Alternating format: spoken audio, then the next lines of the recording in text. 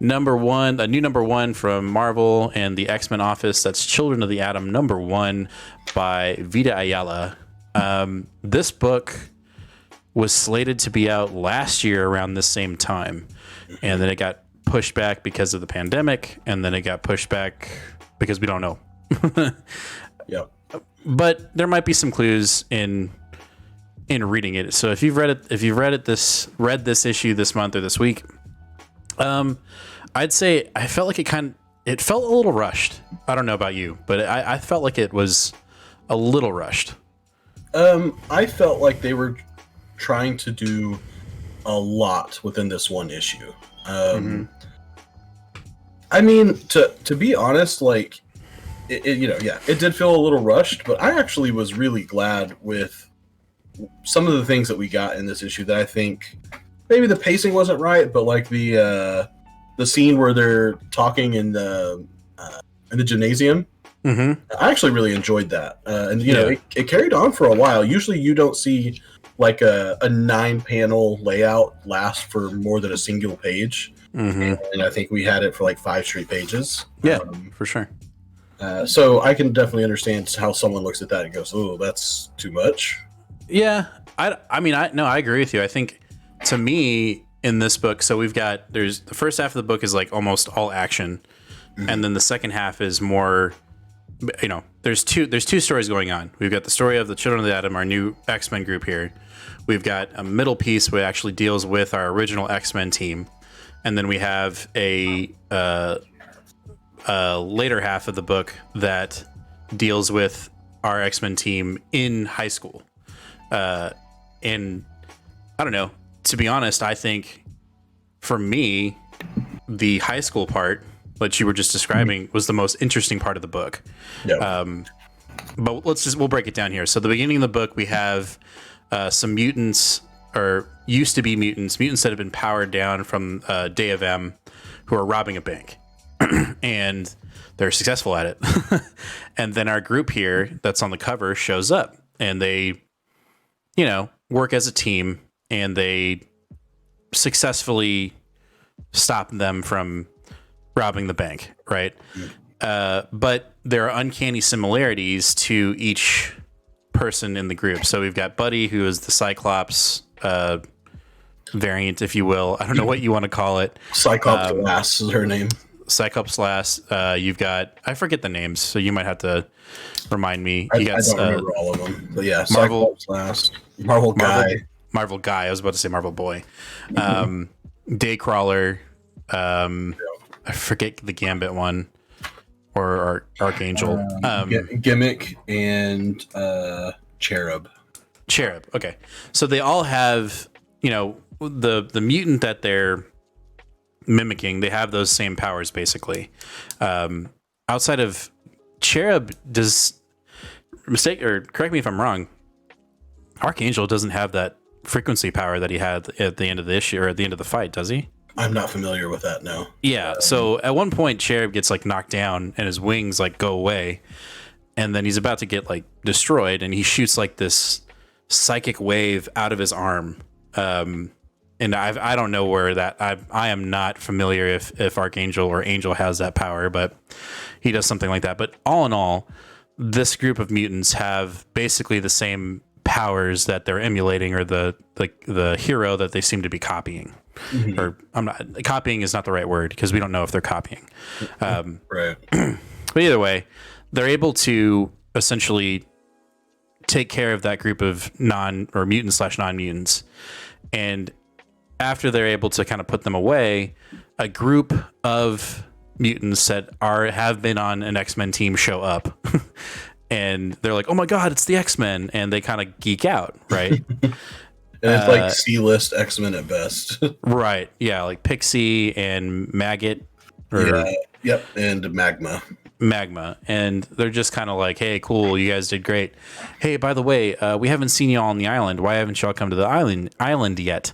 And all 5 of them give their excuses of why they haven't gone to Krakoa yet, and it's mainly like they have lives already here, and they don't want to leave, their families or their schoolwork or whatever it may be. And I will say, like, right off the bat, you're like, yeah, I'm not buying that. Like, there's already something fishy, right? And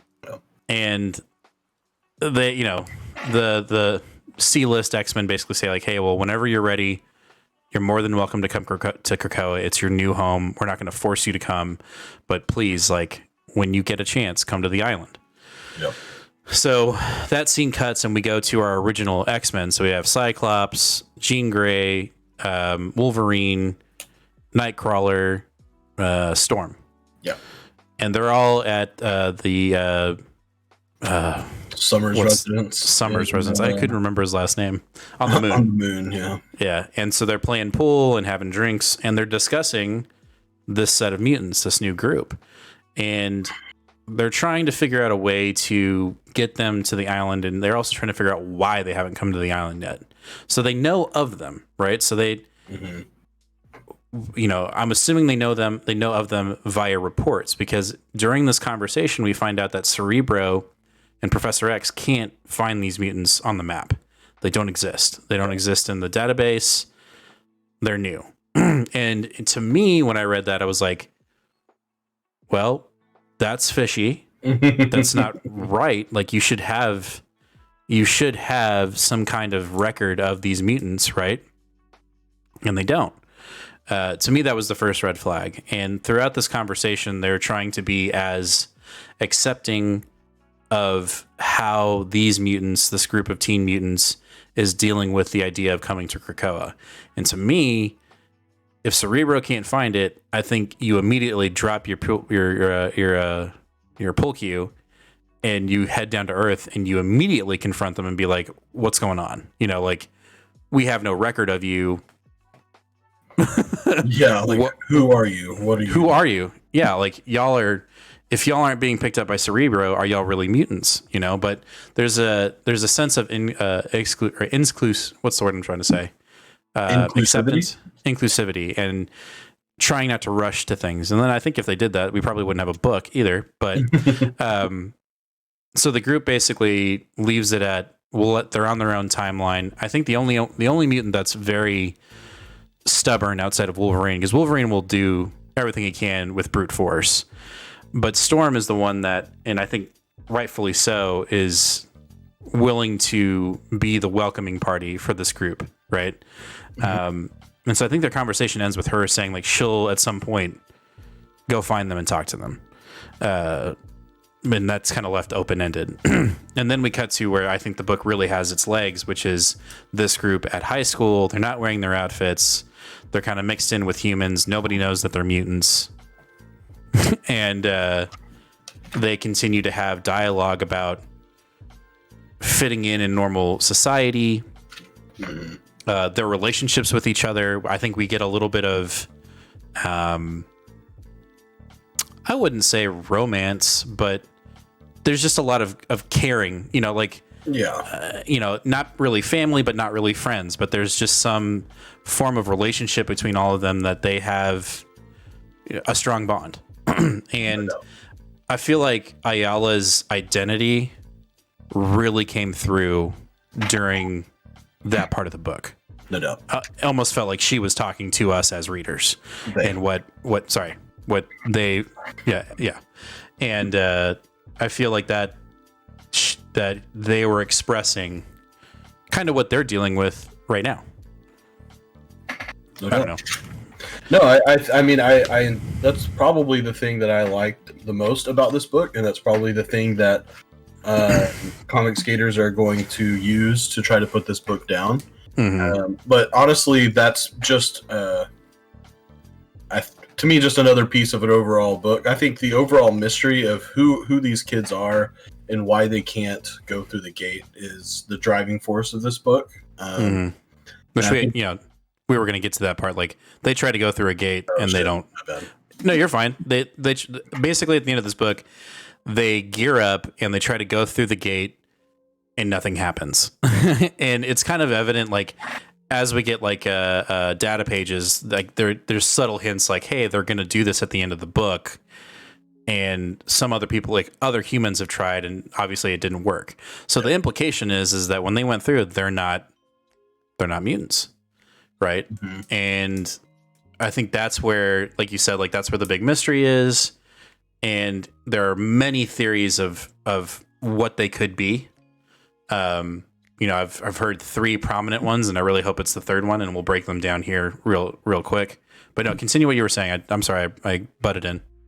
Oh no, I was just saying that I think that the overall way that this book is going to contribute to the X-Men story as a whole, this whole Hickman, universe of X-Men, is obviously this mystery. But I think that the identity of this book, on its own merit, is going to be the relationships and the identity of these kids, regardless of how they are, if they're mutants or what, the other things. So, all right. So the three theories to who they are they're clones, like Mr. Sinister clones, which I think is a little too easy.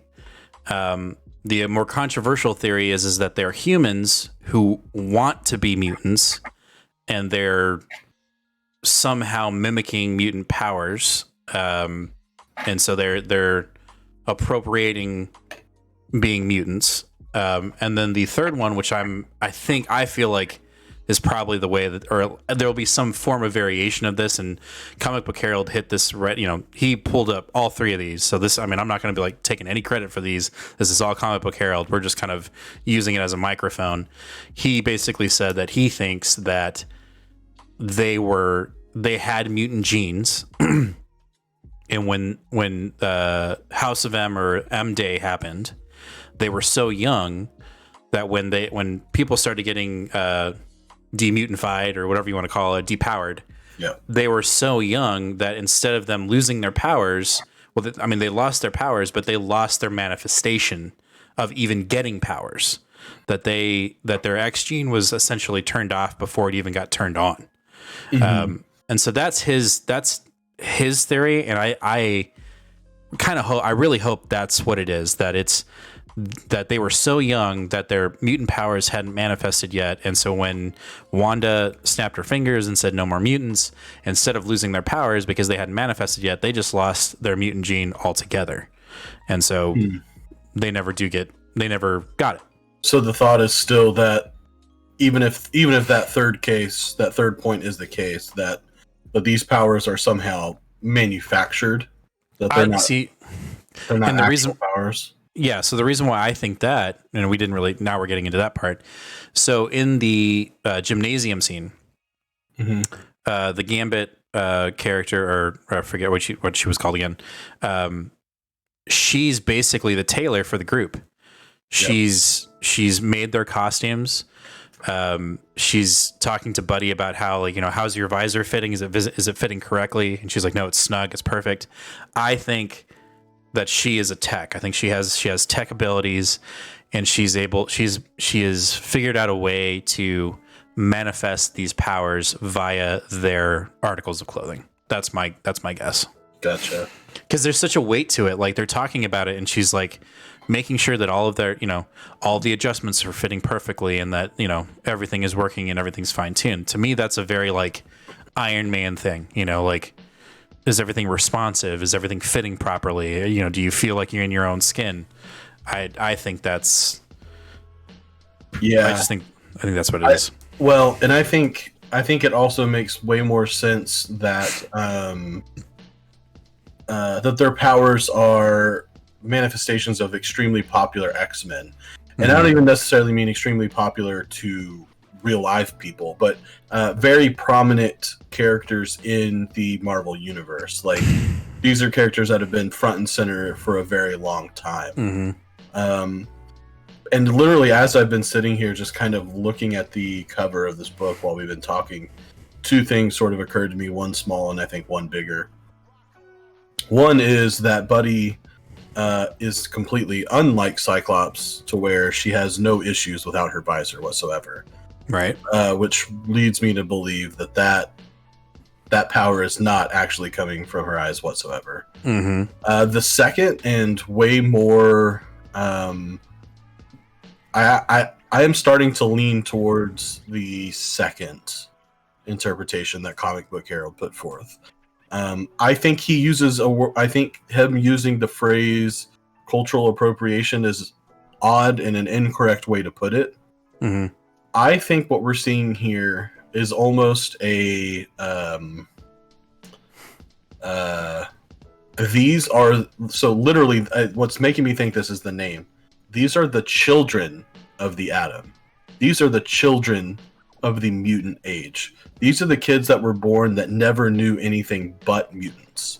The vast majority of humans that are alive right now, they were adults or teenagers whenever mutants started manifesting their powers. Mm-hmm. And they would have had to have been very young kids even when M-Day started. So that means that they were never born into a world that understood anything but mutants. Mm-hmm. Sort of like saying that millennials or Gen Z are like, children of Silicon Valley or children of the internet or something. Mm-hmm. Right. You know what I mean? And so I almost wonder if that's what we're saying here by children of the atom, is that not that they're children of mutants or that they're mutant children, but that they are influenced that heavily by mutant culture or mutant identity. So, but is that wrong? I mean, that's a pretty. No. Let me rephrase. I'm not saying is it wrong for like me and you, right? Like in today, like in talking about social norms now, like that we deal with. But I'm saying within the Marvel universe, is that wrong? I mean, I guess it depends. What's Iron Man? What's you know what I mean? Like, right. At the end of the day, all you're really hoping for is an identity and superpowers. Mm-hmm. So, I mean, I think anybody could understandably want a group that they feel like they belong to naturally and superpowers. Yeah.